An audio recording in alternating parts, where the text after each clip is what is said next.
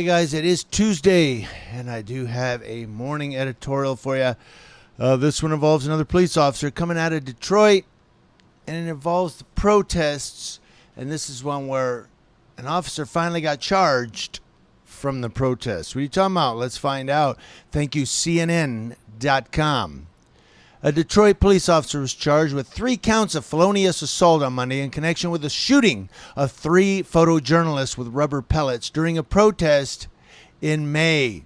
Corporal Daniel DeBono was dressed in riot gear and armed with a weapon that fired rubber pellets, along with his department-issued firearm during the overnight hours of May 31st, as protesters took the streets of downtown Detroit over the death of George Floyd, Prosecutor Kim Worthy said in a press release. After the majority of protesters had cleared the area, MLive photojournalist Nicole Hester and independent photographers Seth Harold and Matthew Hatcher encountered DeBono with 2 other officers.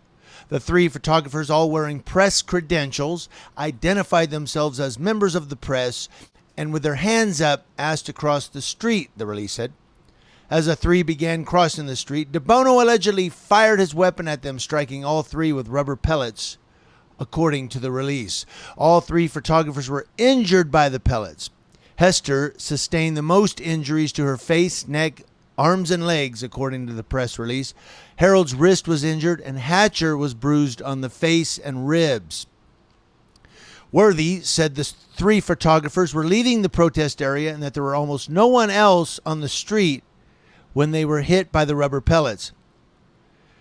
Kim Worthy's statement reads, "The shooting was unprovoked. At no time did 3 complainants do anything to cause the defendants to shoot at them. They were a threat to no one. There are simply no explicable reasons why the alleged actions of the officer were taken." CNN has reached out to DeBono and the Detroit Police Officers Association for comment.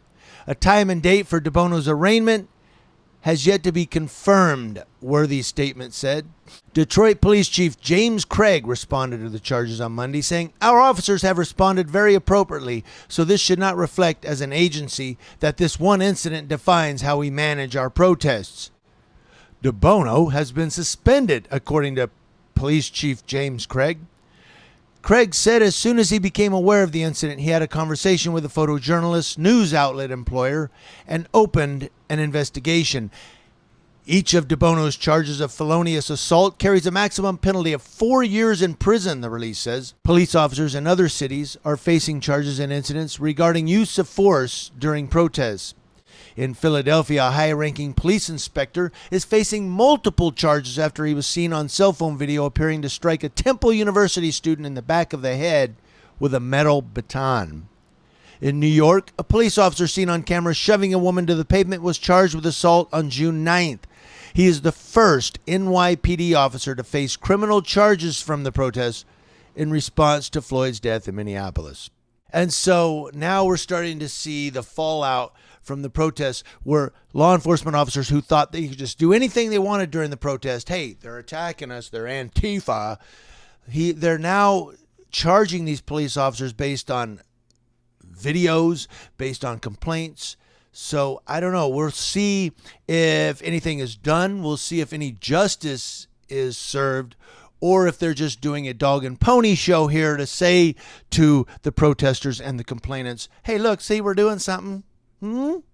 So what do you guys think? You think it's a dog and pony show, or do you think they're really going to come down on these officers with the hammer of justice?